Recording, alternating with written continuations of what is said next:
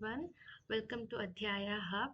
I know I failed to upload the current affairs of the last week. I'm sorry for that, but I will be bringing some pointers from the last weeks and uploading it soon.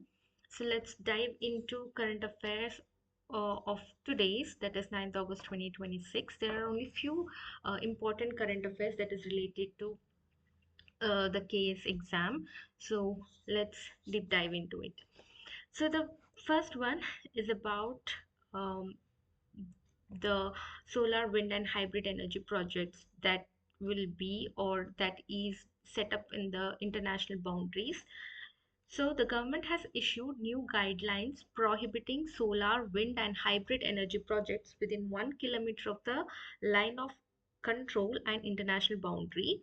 Areas within 50 kilometer of the line of control and international border have been identified as sensitive zones. Projects here require security clearance from the Home Ministry before approval. Within 20 kilometers of the international border, individual project-wise clearance is mandatory. Foreign nationals, foreign funded organizations, foreign consultants, employees and workers cannot be engaged in these energy projects near the border without central government permission. Existing projects that already have national or security clearance and those under ONGC have been given a new guideline or process to apply for continued clearance. The next is about um, the Strait of Hormuz conflict. So, an Abu Dhabi national oil company linked oil tanker was attacked in the Strait of Hormuz, and UAE has accused Iran for this. So, what is the background? Strait of Hormuz, we know it is a narrow waterway between Iran and Oman, connecting the Persian Gulf to the Arabian Sea. About a fifth of the world's oil and liquefied natural gas passes through it. Historically, a choke point of global energy geopolitics. Iran has repeatedly threatened closure during tensions with the West. So in 2026, the conflict has triggered. US and Israel launched military strikes against Iran, escalating into a broader war. Iran's military has warned US forces not to enter the Strait of Hormuz, and Iran has maintained what amounts to a blockade of the waterway in retaliation. So we have seen that in 2026, US and Israel, they launched military strikes against Iran, and thereby Iran closed that Strait of Hormuz. As a countermeasure, the US deployed a naval mission using guided missile destroyers, over 100 aircraft, and 15,000 service personnel to guide commercial ships safely through Hormuz. Now, what is the current situation is the UAE has accused Iran of striking their one of the oil tanker with a missile. Um, that Abu Dhabi oil tanker disclosed that 15 of its vessels have been attacked by missiles and drones since the conflict began, including 3 attacks in just 1 week, resulting in 1 crew death and 20 injuries. So vessel traffic in the Gulf has dropped from over 1,100 ships at the conflict start to about 900 as of late April. Iran's IRGC has said reopening Hormuz depends on the US accepting Iran's conditions, indicating no resolution yet. What is the impact of this situation is oil prices have risen sharply since the effective closure of the strait, threatening widespread global economic damage, giving approximately 20% of the world oil or LNG transits through it, disruption to global energy supply chains, shipping insurance costs, and inflationary pressure on energy importing nations. Even India is included in it, as India imports a large share of crude oil via Gulf routes. I will be posting or uploading one video about this Iran US war, a very detailed video of this. Um, so if you feel this is complex in understanding, a very easy made Iran US war detail will be uploaded soon.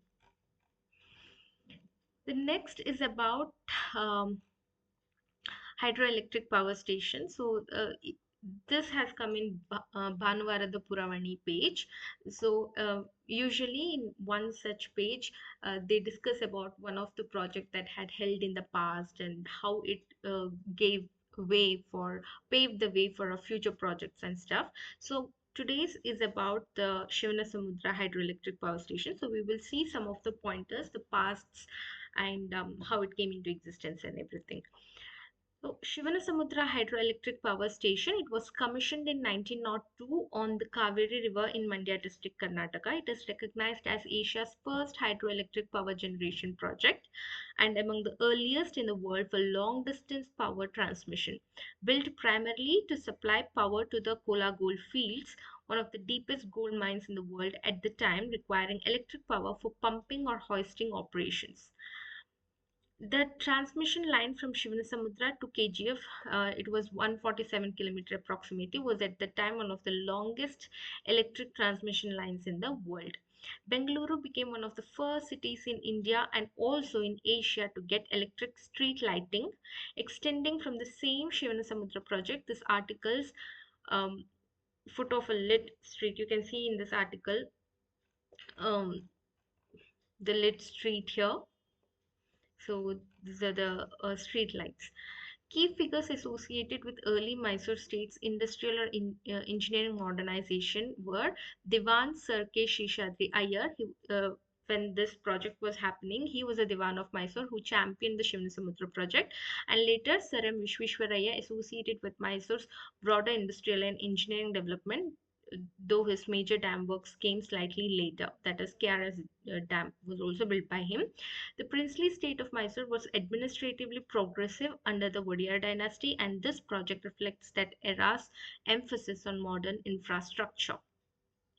So you can add these pointers if any such questions about the hydroelectric power station comes up in the exam.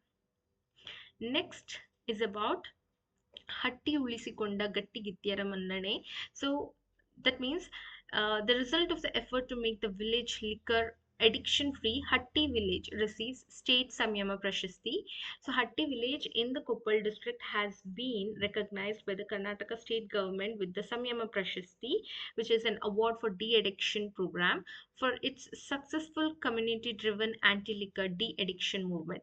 The village had earlier suffered from widespread alcohol addiction, affecting family welfare, household economy, and social harmony.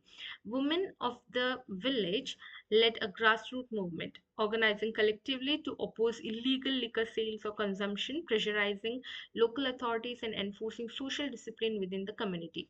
The report highlights women's agency and collective action, referred as Gatti Gittiyaru or strong or resilient women, as the driving force between the transformation. Local officials are quoted commending the effort and the model nature of this initiative and possibly linking it to a broader state de addiction scheme. The government is positioning this as a replicable model for other villages to emulate in tackling alcohol related social problems. So government is saying this should be a replicable model for other villages and they should also inculcate this kind of um, a movement for the de-addiction program or for the alcohol related social problems. Some other points, if you see here, Karnataka State Excise Department's de-addiction or awareness initiatives um, are like state periodically runs Madhyapana Nishedha, anti-liquor and de-addiction awareness campaigns, comparable national level precedent. So even before this um, situation happened in Koppal district. One such happened in Andhra Pradesh also in 1990. It was called as Andhra Pradesh Anti-Iraq movement. It was led largely by rural women. It was a classic case study in Indian social movements. So you can consider this Hatti case a modern parallel to that anti-Iraq movement. What is a Gram Panchayat's role in local prohibition enforcement? So, under the Panchayati Raj framework, Gram Panchayats can pass resolution restricting liquor sale in village limits. So, it is a recognized instrument used in several Indian states. So, this is all for today's current affairs. So, we'll meet you again tomorrow. Till then, thank you. Bye.